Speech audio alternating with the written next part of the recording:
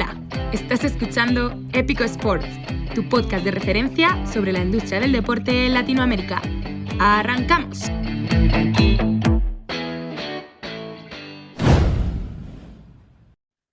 Amigos, amigas de Épico Sports, ¿cómo están? Bienvenidos a una edición más del podcast de Épico Sports. Mi nombre es Ricardo Díaz Cariño, como siempre.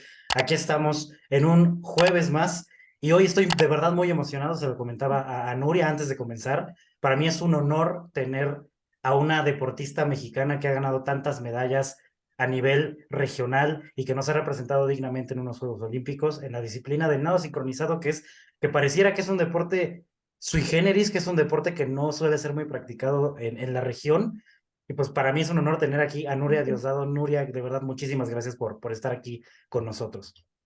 Gracias, Ricardo, con mucho gusto, con mucha emoción, como siempre, agradeciéndoles el espacio y pues a ver qué tal nos va en esta charla. Muchas gracias. Sí, claro que sí, porque lo importante es pues obviamente descubrir, pues primero lo primero, ¿no? ¿Cómo fue?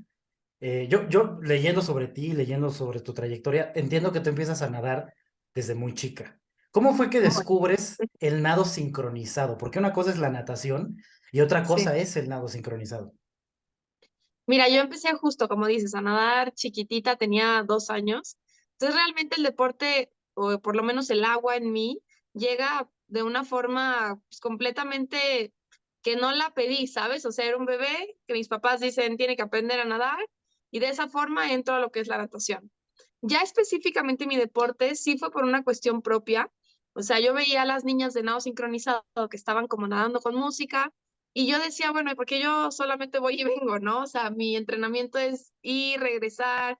Y como que yo veía que ellas estaban con música, creando rutinas. Entonces, un día que tuve la oportunidad, hubo como una mini exhibición y yo tenía 5 años y le dije a la entrenadora como, oye, yo quiero hacer eso, ¿no? Porque yo además sé hacerlo todo. Entonces, por supuesto no sabía hacer nada, pero yo me sentía con la condición de poder hacer lo que en ese momento las niñas estaban haciendo. Y bueno, evidentemente le di mucha risa.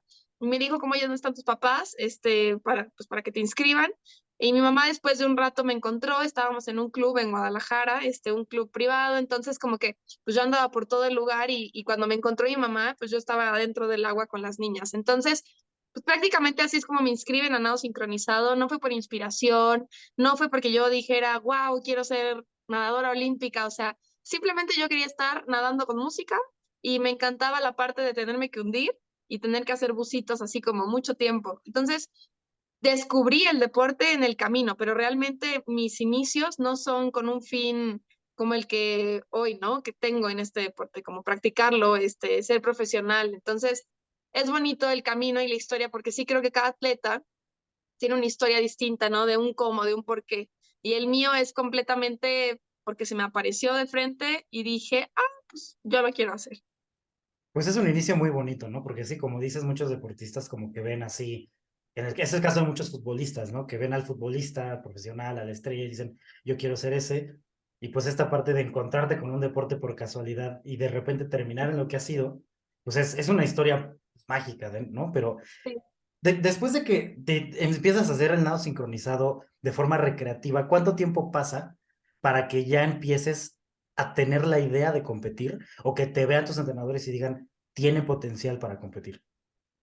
Pasan muchos años, o sea, todavía en esa parte de la historia sigo siendo un caso muy especial, o sea, porque pasaron 6 o 7 años de que yo ya lo practicaba, o sea, el doble de mi edad en ese momento, para yo poder tanto comprometerme como que mi círculo dijera, oye, como que lo puede hacer y le puede ir bien. O sea, porque de un inicio ni yo me había comprometido, ni a mí me interesaba, o sea, yo solo iba a jugar.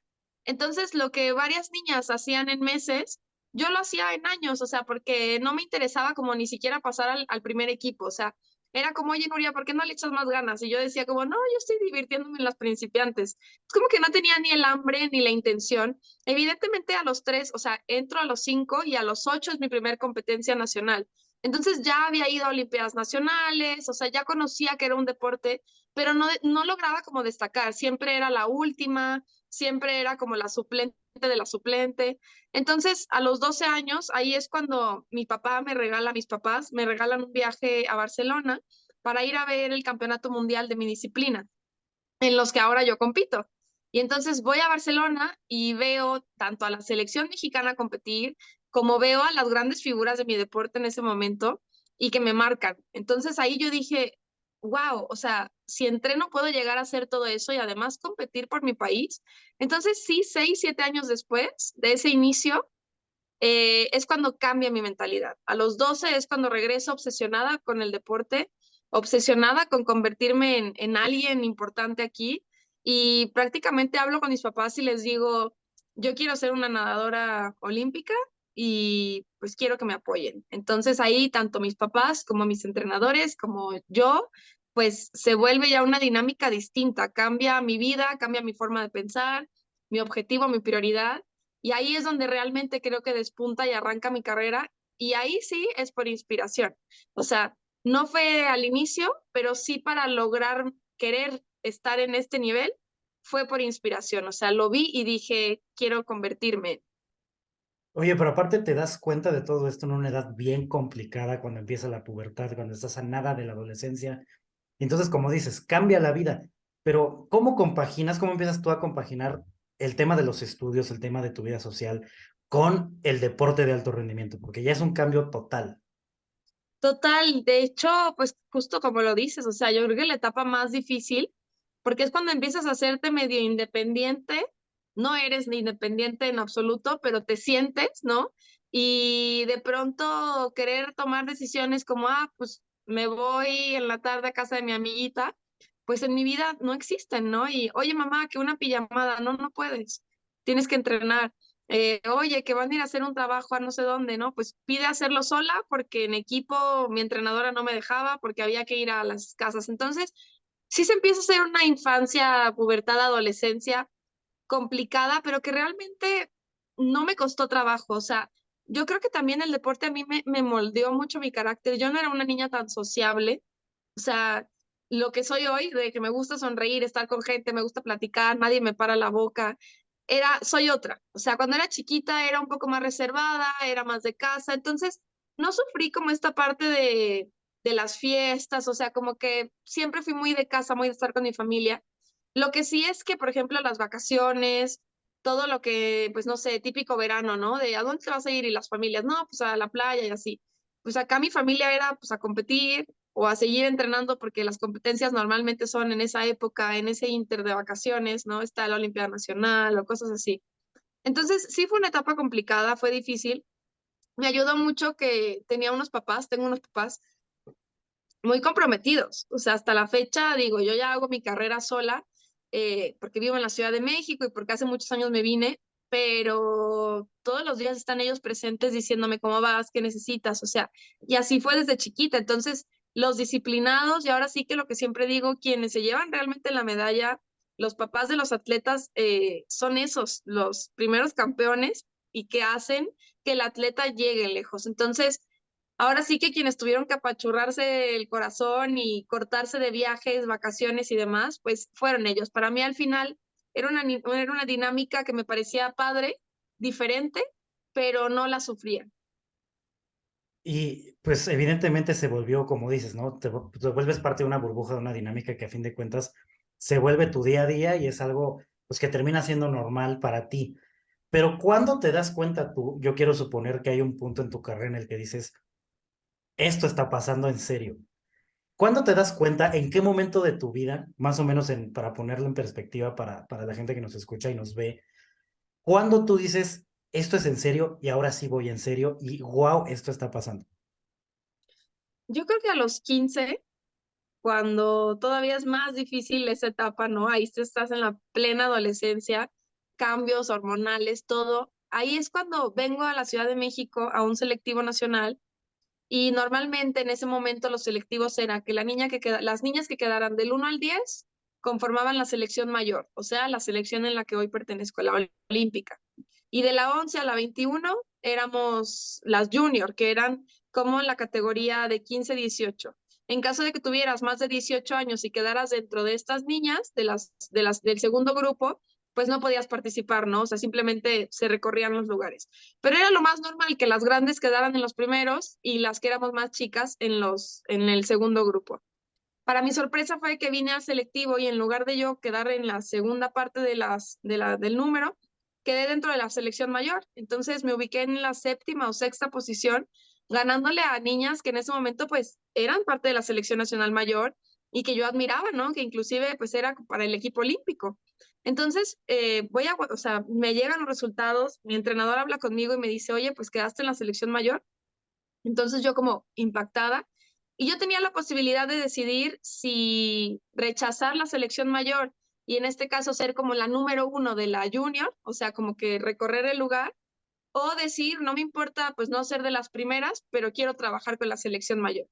Entonces ahí es cuando analizo, tomo la primera decisión importante, decido mudarme a la Ciudad de México y decido permanecer, aunque no fuera la número uno, pero estar con las mayores. O sea, dije, pues quiero conocer, quiero saber si esto es para mí, qué increíble poder entrenar con las mejores de mi país y saberme dentro ya, ¿no? A los 15, era obviamente la más chica de la selección, tenía 15 recién cumplidos y ahí es cuando yo creo que me doy cuenta que esto ya no es un juego, que estoy mudándome, en ese momento pues, estaba en tercero de secundaria, decidiendo en qué preparatoria iba a estudiar en Guadalajara y de repente, ¡pum!, todo se paraliza. Entonces, venirme a la Ciudad de México, fue un cambio muy fuerte. Además venía pues, con una maleta esperando que esto se aplazara, pues lo más que se pudiera. Jamás me hubiera imaginado 17 años después estar aquí platicándotelo y que yo siga entrenando después de ese día.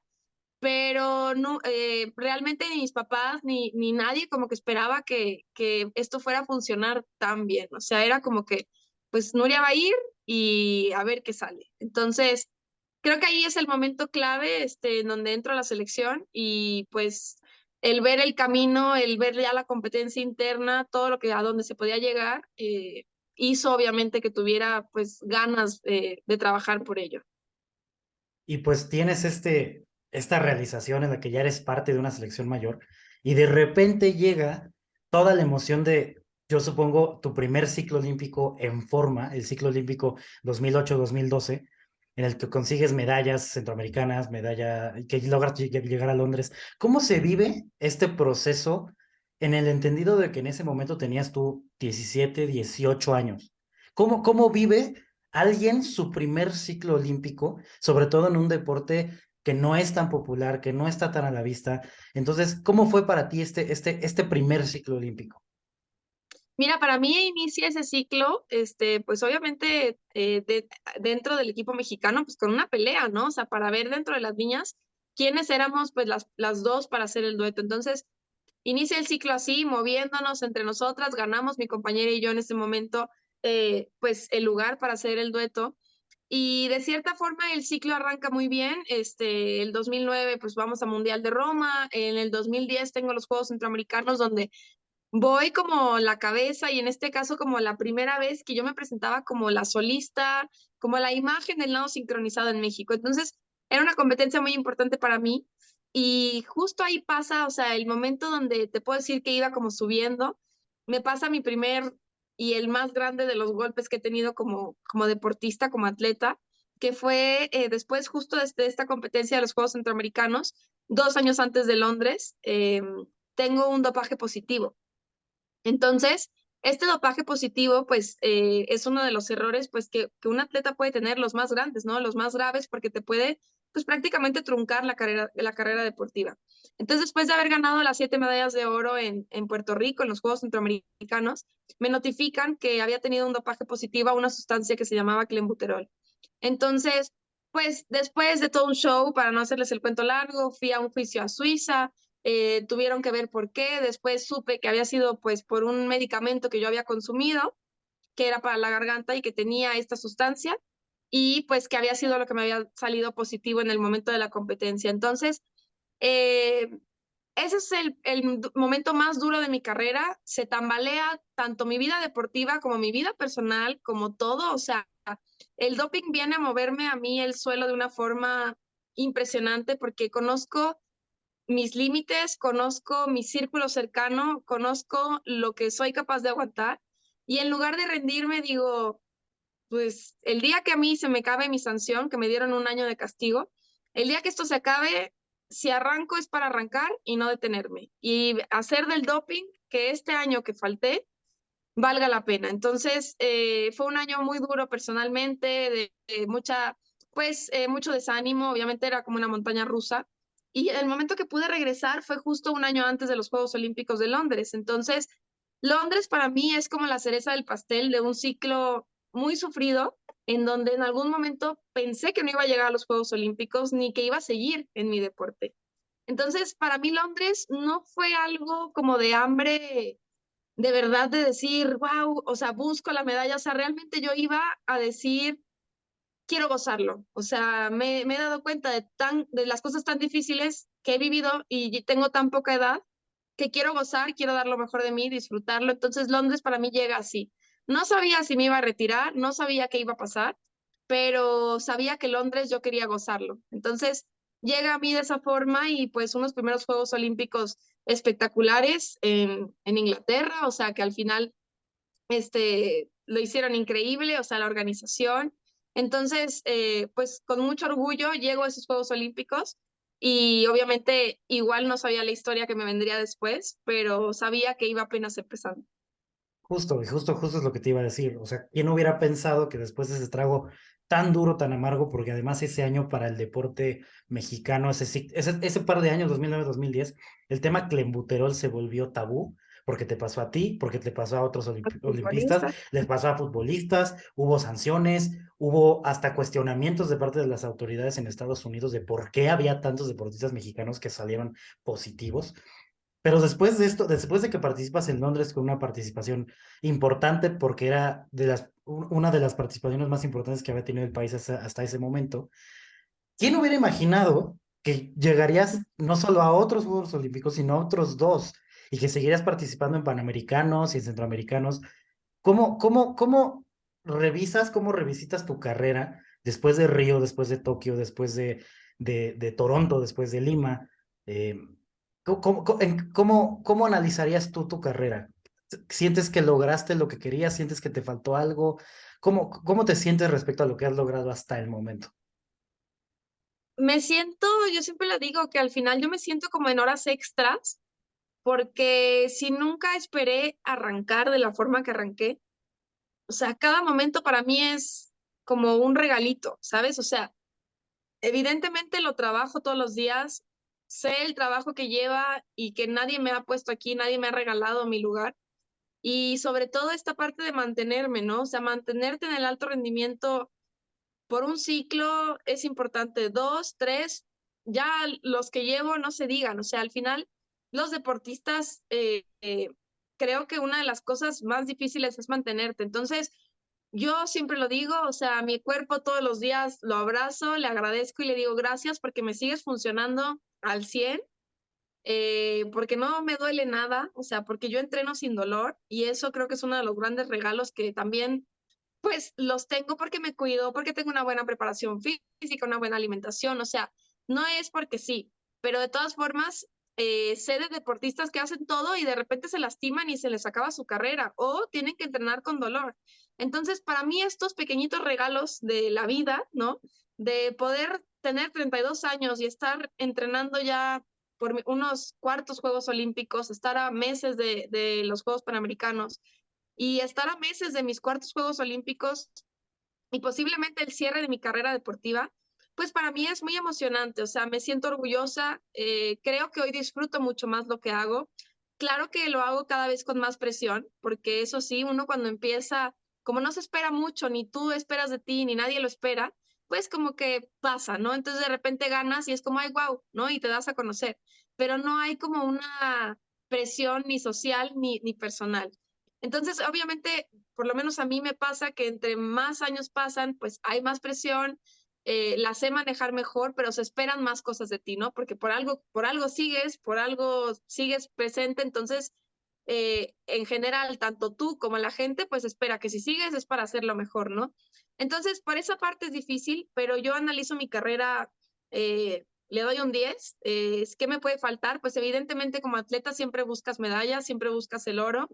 Entonces, en este año, ¿qué te puedo decir? Un sueño sería poderme traer no medallas de plata en los Juegos Panamericanos, sino lograr ese primer lugar de América ya sea tanto en el dueto como en el equipo, poder traernos una medalla y por primera vez que sea de oro, sería una de las cosas que me encantaría para poder culminar una carrera aún más exitosa, ¿no? Aún más histórica. Pero realmente, si mi carrera, lo he dicho, si el día de mañana se tuviera que terminar por alguna razón, me pongo de pie y la aplaudo y sin ningún reproche me despediría de ella, que por supuesto no es lo que quiero, tengo una meta, pero también le tengo un agradecimiento y el reconocimiento a todo lo que he hecho. Entonces, creo que es importante porque también hay cosas que a veces no dominamos como atletas y en algún momento algo puede pasar. Entonces, no me gustaría nunca irme de aquí después de tantos años como con el sentimiento de me faltó. Entonces, ya serían como caprichos, pero que hoy trabajo por ellos. Oye, y dentro de esta satisfacción que dices que justamente lo demás sería maravilloso, pero que te has tenido una carrera completa y sumamente sólida. eh, Regresando un poquito en el tiempo, antes de Tokio, tú te ibas a retirar, esto es cierto, ¿no? Tú te ibas a retirar antes de Tokio. Pues me Más iba bien, a después de retirar, de hecho, Tokio. Te ibas a retirar termina, después de Tokio, ¿no? sí, o sea, nunca lo dije como tal, pero sin duda, o sea, se habló mucho porque decía, no sé qué va a pasar, porque me iba a casar, porque venía de además de un año para todos los atletas fue fatal que se recorriera. Entonces fue un año muy pesado, muy difícil. Y sí, o sea, siendo sincera, hoy lo puedo decir, no sabía que venía para mí. Incluso el año pasado todavía decía, sí quiero París, o sea, realmente vas a trabajar estos 2 años porque la verdad es que como atleta te gusta competir, lo que ya no te encanta es entrenar, lo que ya uno empieza a pesarle es la monotonía, todos los días, ¿no? Hacer lo mismo, hacerlo más, o sea, tener todavía más compromiso. Entonces, eso era mi miedo, como aguantar la parte del entrenamiento, más no, o sea, yo sé que llegar a París llego, pero era más bien mi duda de, ¿voy a aguantarlo? O más bien, ¿cómo voy a llegar? O sea, porque también llegar quemado a una competencia tan importante. Entonces, sí, sí, es verdad, o sea, no sabía qué iba a pasar después de Tokio y era una de las grandes preguntas que hasta yo tenía de mí. ¿Y cómo fue que dices, órale, sí está la duda, pero me la aviento? ¿Qué sucedió en tu vida que dijiste, va? Mira, pasaron muchas cosas, pero principalmente viví una depresión muy fuerte, o sea, lo reconozco porque hoy lo puedo hablar, pero el año pasado, más o menos en estas fechas, cuando yo, pues, me había salido 5 meses, por así decirlo, después de Tokio yo me tomo 5 meses de descanso, y en estos 5 meses preparo mi boda, me caso en otro país y me caso también en México, entonces vivo como esta etapa de no ser atleta por primera vez, poner prioridad, como prioridad mi vida y no el deporte, y entonces hablo con mi entrenadora y me dice, oye, pues tenemos el mundial en julio, ¿por qué no regresas? O sea, que entrenes, vas al mundial y después ves. Entonces yo dije, no, pues, o sea, si ya voy al mundial, estás hablando que ya estás a 2 años de los Juegos Olímpicos. O sea, como que dije, si voy es porque ya me quedo para París.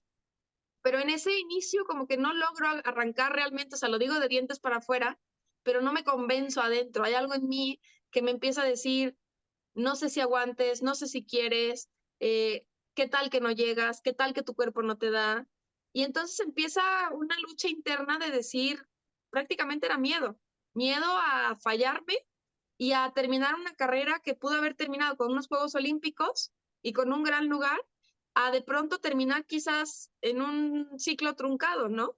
Y entonces entro en esta depresión y en esta falta como de decisión, de mucha incertidumbre, pero propia, y eran días dificilísimos, o sea, meses. Se me empezó a caer el cabello, sufrí de alopecia areata, empecé a tener pérdida o sea, falta de hambre, el cabello, te digo, se me caía en círculos, o sea, era puro estrés. Y logro identificar que es por mi indecisión, o sea, que es tanta mi duda de qué quiero hacer, o sea, sabía que si no quería estar, tampoco tenía nada afuera, o sea, que volteaba y decía, es que si no soy Nuria la nadadora, ¿quién soy?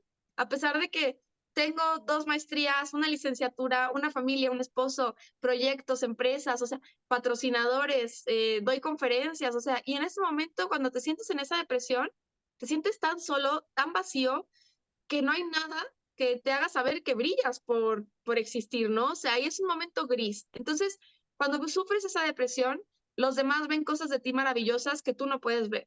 Y alguien por ahí me dijo un día, Nuria, la alopecia solamente por más cosas que te pongas, vas a ver que solamente se cura el día que arreglas internamente lo que tienes. O sea, es una de las enfermedades, pues que realmente por más cosas que te eches, podrá ayudarte, pero no sana el problema real que viene como de las emociones. Y entonces ahí, para de verdad, no es algo mágico, pero pasaron 3, 4 meses, voy al mundial, compito, en el mundial se me vuelve como a meter esta energía de, wow, qué padre competir. Me doy un mes de descanso que se le da a todo el equipo después de las competencias importantes. Y la verdad es que el día de mi cumpleaños, yo lo pongo así, que cumplo años el 22 de agosto, eh, tuve una fiesta aquí en mi casa, vinieron mis papás de Guadalajara, estuvieron las personas más importantes de mi vida, o por lo menos en ese momento quienes podían estar, y me sentí tan agradecida, me sentí como tan arropada, que de verdad fue como de novela, de simplemente despertar y decir, Nuria, es que lo tienes todo, o sea, todo lo que siempre quisiste, tienes la oportunidad de decidir si te quedas o te sales para hacer algo más. Entonces, estás aquí, sigues disfrutando hacer nado sincronizado, te sigues sintiendo fuerte, termínalo. O sea, y ahí me di cuenta que mi miedo más bien era irme y arrepentirme, o sea, pensarme fuera y no verme en París, pero a la vez que llegara a París y que yo dijera yo pude haber estado ahí, a intentarlo. Entonces, en el momento que me decido que de verdad es ese día, hablo con mis papás y les digo, voy a hacer París, voy a hacer el ciclo y voy a hacerlo que valga la pena. O sea, quiero cerrar de la mejor forma que me he visto deportivamente y me convenzo. Entonces, eso es lo que cambia, que me decido, que tengo una decisión y que ahora sí que desde el siguiente día empiezo a ir a entrenar con ganas, con gusto, sin indecisión. La gente a mi alrededor lo nota y empieza a cambiar el ánimo. Y pues a partir de ahí hasta ahora, digo que van ya casi 9 meses de ese momento, bueno, 6 meses de ese momento, pues ya estoy convencidísima, ¿no? De lo que quiero, pero creo que eso es lo que pasó, que a veces es triste, pero tienes que tocar fondo y tienes que sentirte así para poder ver tu alrededor y ahora sí que casi casi salirte de tu cuerpo para observar y decir, ¿qué tengo que hacer? O sea, y son cosas que por más que alguien te diga, yo creo, a ver, Ricardo, yo creo que sí alcanzas. O sea, a mí mucha gente me decía, Nuria, si llegas. Y yo por dentro decía, ¿y si no? Entonces, hasta que yo me convencí y me di cuenta que era lo que quería realmente, todo fluyó y por eso sigo aquí. Claro, y creo que es muy valioso, ¿no? Porque creo que tu participación en unos Juegos Olímpicos más implica no solo tu participación y la de tu compañera, en todo caso, de que se logre esa medalla que dices que sería las campeonas panamericanas, pues implicaría llegar con un nivel muy fuerte a París, sino también significa pues ser una vez más esa figura de tu deporte que muchos deportes no tienen, esa figura que de 4 ciclos olímpicos, 4 Juegos Olímpicos, 4 participaciones importantes que se necesitan. Y justo haciendo esta reflexión, ya vamos hacia el final de nuestra plática, pero te quiero preguntar, si logras esa medalla de oro en Santiago, ¿cuál sería el objetivo en París? Híjole, teniendo esa medalla en Santiago o no, el objetivo en París definitivamente es estar en el top 10, 8 en los Juegos Olímpicos, o sea, entrar a ese top 8 yo te diría, o sea, mi mejor lugar olímpico fue el 11º, entonces no me bastaría un décimo, me bastaría obviamente el mejor lugar que se ha ganado en la historia del nado sincronizado es noveno, entonces poder mejorar ese noveno sería para mí así el regalo mejor envuelto, ¿no? Que pudiera Claro. tener. Oye, y una vez que termine París, ¿qué sigue para Nuria Diosdado? Qué buena pregunta. Mira, la verdad es que es la constante, yo creo, de cualquier atleta. Sin embargo, el hecho ya de que yo tenga como un día, ¿no? O una fecha determinada, que yo diga, mira, creo que aquí se va a acabar mi carrera, o por lo menos me gustaría que aquí yo ya empiece a sentirme que realmente se terminó, ¿no?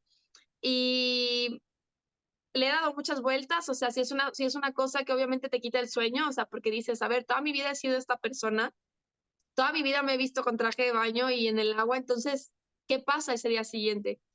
por lo mismo lo he estado pensando, o sea, lo he estado ya como programando, tratando de ver qué voy a hacer. Y una de las cosas que he puesto muy en práctica en estos últimos meses, y es una de casi mis formas de vivir, es que me he dado a conocer ya, pues, en el mundo como de conferencista. Entonces, estoy impartiendo cursos, estoy haciendo no nada más conferencias con marcas, con empresas, sino que ya estoy trabajando, dando cursos de capacitación. Y justo ahorita estoy en uno de los proyectos, pues, hasta el momento más grandes con una cadena hotelera muy importante que les estoy dando es justo este curso.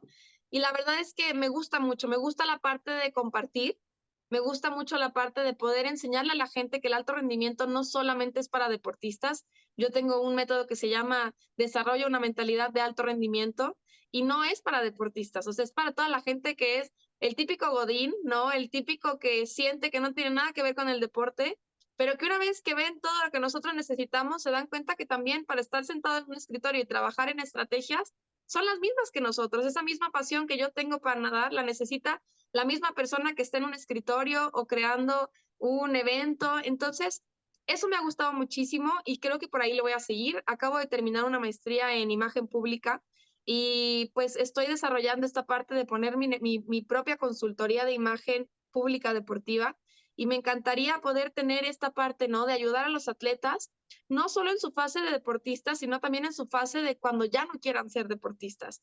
En nuestro país parece que es un pecado levantar la mano y decir, oigan, yo creo que ya me voy a retirar, porque en ese momento te ponen la cruz y es como, bueno, él ya va de salida. Y no, o sea, el deportista merece terminar como siempre lo quiso y así su carrera se vaya a terminar, darle todavía hasta el último momento todos los recursos que se necesiten. Entonces, hace falta poder normalizar ese tema del retiro. En muchos países existe, inclusive hay programas que se llaman desentrenamiento, en donde el atleta levanta la mano y dice, yo casi, o sea, ya casi me voy, ayúdenme a ver quién soy. Entonces, poder crear programas en donde le den valor al atleta, le demos valor a los atletas, de decir, oye, si tú fuiste atleta, puedes ser lo que quieras, o sea, ya pasaste la parte, yo creo, más difícil de tu vida, a lo que te quieras dedicar, lo vas a hacer bien. Y va a ser, no digo menos pesado, porque yo creo que cada actividad tiene su parte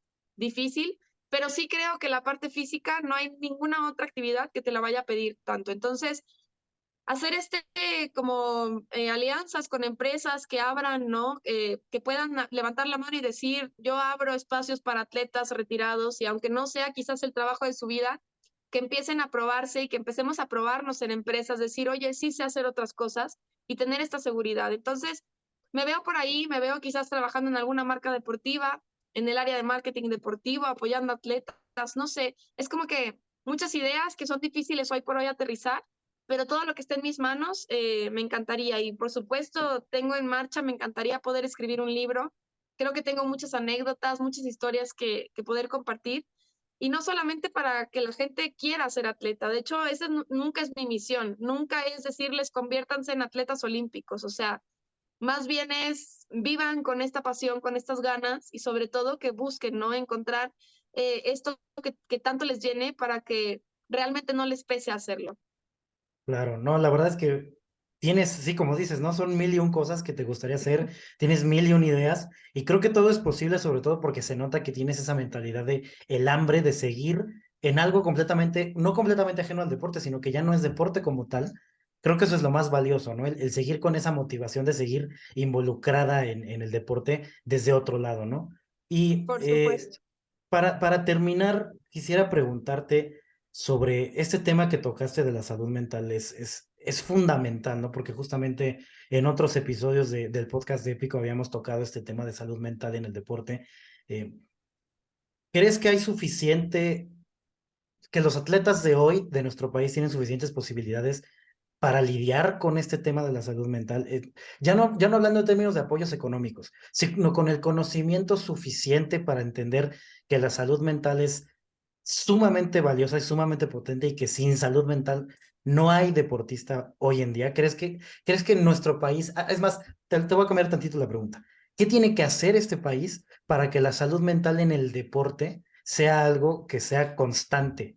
Porque es algo que sucede, lo hablábamos en algunos equipos de primera división de fútbol, algunos ciertos atletas de algunos deportes que son muy visibles, llámese el béisbol o en algunos atletas de atletismo, pero ¿qué le falta a este país para que la salud mental sea más considerada en la rutina del día a día del deportista?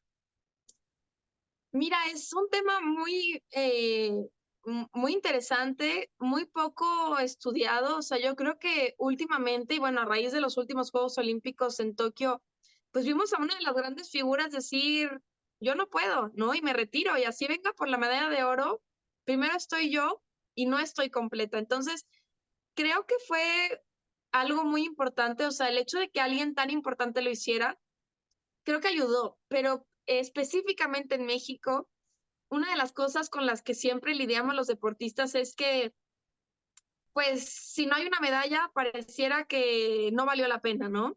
Y entonces, a pesar de todas las faltas, de la falta que tenemos muchas veces de apoyo, perdón, de apoyo, de instalaciones, de viajes, o sea, todo lo que ya el atleta en sí vive y tiene que sobrevivir, ¿no? Y hacemos lo mejor que podemos con lo que tenemos, pues muchas veces es como muy fácil desde afuera o desde la pantalla o desde un teléfono, ¿no?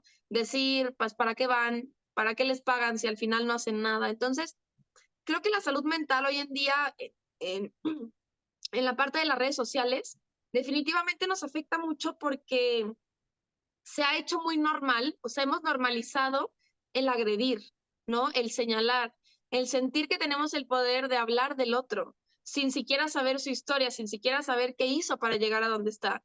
Entonces, algo de lo que yo siempre pido a la gente es, vean a quien vean, mexicano que esté compitiendo o deportista que esté compitiendo, es un respeto hacia el atleta y hacia la carrera que este atleta tenga, porque también se vale fallar y también se vale decir, hoy no me sentí bien y por supuesto que no es lo que queremos, o sea, los primeros afectados somos nosotros. Entonces, creo que falta mucha conciencia en general del público.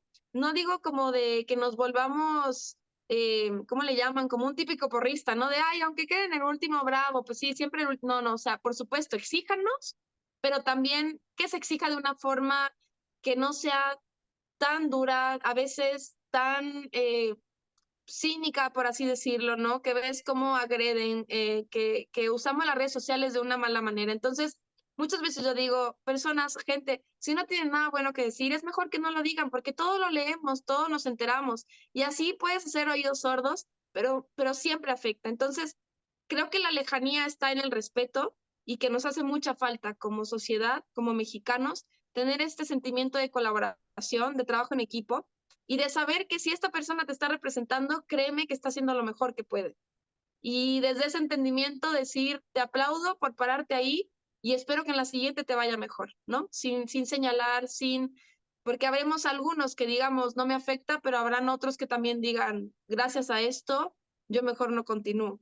Entonces creo que todo parte de un respeto que nos hace falta como sociedad, no solo en el deporte, sino en mil y un temas. A diario vemos cómo nos agredimos, ¿no? Entre las personas, entre comentarios, entre que nos sentimos personas con el derecho de hablar de los demás. Entonces, específicamente en el deporte, yo siempre les digo eso, ¿no?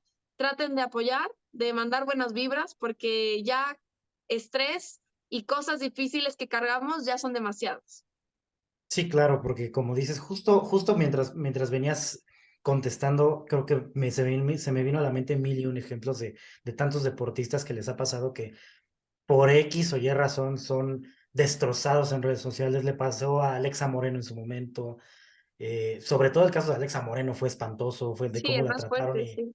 y logró algo verdaderamente histórico para el deporte. Entonces, creo que podríamos ir cerrando con ese mensaje, ¿no? De una cosa es exigir, porque como dices, ¿no? Siempre es importante exigir porque la representación también implica una responsabilidad, estás ahí por algo, ¿no? Pero también hay una forma sana de exigirle al deportista un resultado. Y pues Por para supuesto. terminar, te quiero a ver si tienes algún mensaje para los que nos escuchan, para los que nos ven, sobre algo que quieras compartirnos. Adelante, te escuchamos. Gracias, no, pues agradecerte, Ricardo, por este tiempo, por el espacio, a la gente que nos ve, que nos escucha, invitarlos, ¿no? A que, por supuesto, sigan a los deportistas, nos sigan nuestras carreras. Estamos en un año muy importante para todos, vienen centroamericanos, panamericanos. clasificatorios olímpicos y por supuesto se cierra el ciclo con París. Entonces, pues que nos manden todas las mejores vibras, que lo mejor que podemos recibir de ustedes es ese aplauso, ¿no? Esa alegría que siempre cargamos. Yo creo que todos los atletas mexicanos en la maleta, más allá de guardar cosas, guardamos siempre el recuerdito, el papelito, el abrazo de la mamá, de los tíos. Entonces, de mi parte, pues agradecerte por el espacio, a toda la gente que nos escucha, por el apoyo a los atletas. Y como bien dijiste en la última frase, sí se exige, a los atletas exíjanos, pero siempre con un respeto mutuo. Y créanme que en donde nos vean, por lo menos al equipo mexicano de nado sincronizado paradas, daremos el mayor esfuerzo para traer pues todos los grandes logros que este país se merece. Muchas Por gracias. supuesto que sí, no, gracias a ti. ¿Y redes sociales, algún lugar para que nuestros escuchas y nuestro auditorio te siga? Claro que sí, en Instagram estoy como Nuria God Given, en Facebook estoy como Nuria Diosdado Oficial, al igual que en Twitter estoy como Nuria Diosdado Oficial. Perfecto, muchísimas gracias, Nuria Diosdado. Nuria, de verdad, muchísimas gracias por compartirnos este espacio. De verdad, te agradecemos muchísimo. Gracias igualmente, un saludo a todos y bonito día. Y ya lo saben, amigos y amigas de Epico Sports, nos encuentran en epicosports.com para nuestros artículos semanales. Estamos en Epico Sports, en @EpicoSports en Instagram y en Twitter, en Epico Sports en Facebook. Y les agradecemos mucho una vez más por escucharnos. Les agradecemos mucho y hasta la próxima.